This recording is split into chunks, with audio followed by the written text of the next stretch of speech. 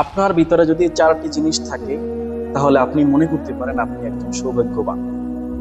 হ্যাঁ, আর এর ব্যতিক্রম যদি আরো চারটি বিষয় আপনার ভিতরে থাকে তাহলে আপনি বুঝতে হবে বদনসিবের অধিকারী।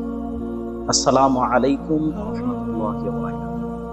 প্রিয় নবীজি সাল্লাল্লাহু আলাইহি ওয়া আলিহি ওয়াসাল্লাম ইরশাদ করেছেন, আরবাউম মিন সাআবা, চারটি জিনিস হচ্ছে সৌভাগ্যের লক্ষণ। আসুন আমরা সেই চারটি জিনিস জানি। এক নম্বরে রাসূলুল্লাহ সাল্লাল্লাহু আলাইহি ওয়াসাল্লাম বলেছেন, আল মারআতুস সালিহা, সৌভাগ্যের প্রথম লক্ষণ হচ্ছে আপনার যদি একজন নেককার স্ত্রী থাকে তাহলে বুঝতে হবে আপনি একজন সৌভাগ্যবান। দ্বিতীয় নম্বরে রাসূলুল্লাহ সাল্লাল্লাহু আলাইহি ওয়া আলিহি ওয়াসাল্লাম বলেছেন, আল বাইতুল ওয়াসি', একটি প্রশস্ত বাড়ি। আপনার যদি একটি প্রশস্ত বাড়ি থাকে এবং তার আগে যদি আপনার একজন নেককার স্ত্রী থাকে তাহলে সৌভাগ্যের দুইটি লক্ষণ আপনার ভিতরে আছে। তৃতীয় নাম্বার, রাসূলুল্লাহ সাল্লাল্লাহু আলাইহি ওয়াসাল্লাম বলেছেন, আল জারুস সালিহ, যদি আপনার প্রতিবেশী উত্তম হয়, নেককার হয়, ভালো হয় তাহলে এটা আপনার সৌভাগ্যের তৃতীয় লক্ষণ।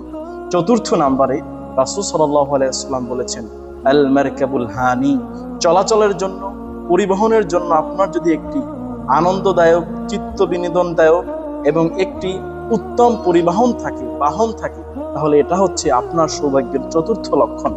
এই চারটা লক্ষণ যদি কোনো ব্যক্তির ভিতরে থাকে, প্রিয় নবীজি সাল্লাল্লাহু আলাইহি ওয়া আলিহি ওয়াসাল্লাম তাকে সৌভাগ্যশীল বলেছেন।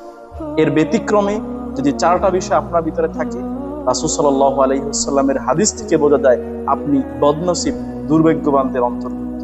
এক নাম্বার, রাসূল সাল্লাল্লাহু আলাইহি ওয়াসাল্লাম বলেছেন, আপনার যদি ঘরে নেককার স্ত্রীর পরিবর্তে বদকার স্ত্রী থাকে, অর্থাৎ আল মারআতুস সু, যদি অসৎ, খারাপ স্ত্রী যদি আপনার ঘরে থাকে তাহলে বুঝতে হবে এটা আপনার দুর্ভাগ্যের লক্ষণ। দ্বিতীয় নাম্বার, আল জারুস সু, যদি আপনার প্রতিবেশী নেককার না হয়ে বদকার হয়, ভালো না হয়ে খারাপ হয়, তাহলে বুঝতে হবে এটা আপনার সৌভাগ্যের নয় বরং দুর্ভাগ্যের একটি লক্ষণ। তৃতীয় নাম্বার, আল বাইতুদ দায়িক, যদি আপনার ঘরটা প্রশস্ত না হয়, আপনার ঘরটা যদি সংকীর্ণ হয়, প্রশস্ততার পরিবর্তে যদি আপনার ঘরটা ছোট্ট, সংকুলান না হয়, সংকীর্ণ হয়ে যায়, তখন বুঝতে হবে এটা হচ্ছে আপনার দুর্ভাগ্যের লক্ষণ। এবং সর্বশেষ রাসূল সাল্লাল্লাহু আলাইহি ওয়াসাল্লাম বলেছেন, আপনার যদি আল মারকাবুস সু, আপনার পরিবহন বা আপনার বাহনটা যদি খারাপ হয় তখন বুঝতে হবে এটা হচ্ছে আপনার দুর্ভাগ্যের লক্ষণ। এই চারটা জিনিস যদি আপনার থাকে আপনি বুঝতে পারবেন আপনি দুর্ভাগ্যের অধিকারী। আর এর বিপরীতে যে চারটা বিষয় আছে, একজন নেককার স্ত্রী, একটি প্রশস্ত বাড়ি, এক সুন্দর এবং উত্তম প্রতিবেশী এবং একটা সুন্দর পরিবহন যদি থাকে তাহলে আপনি বুঝতে পারেন আপনি একজন সৌভাগ্যশীলের অন্তর্ভুক্ত।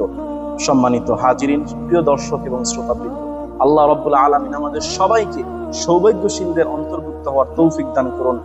আমিন। আসসালামু আলাইকুম ওয়া রাহমাতুল্লাহি ওয়া বারাকাতুহু।